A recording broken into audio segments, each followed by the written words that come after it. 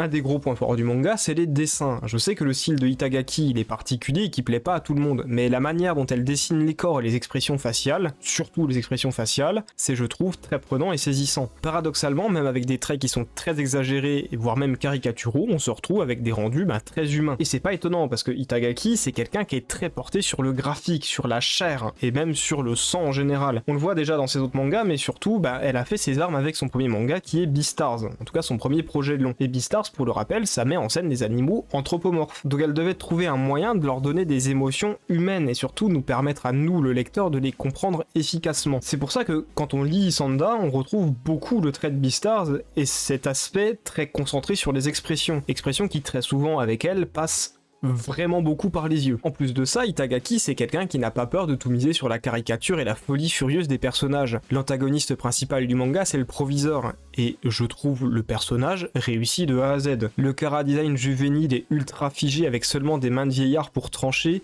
la menace que constitue son sourire figé permanent et surtout l'apparence cauchemardesque qui tape parfois. Le truc est beau et terrifiant. Les deux marchent. Et en plus, ces changements d'apparence auront toujours une explication, il y aura toujours une logique derrière. C'est censé.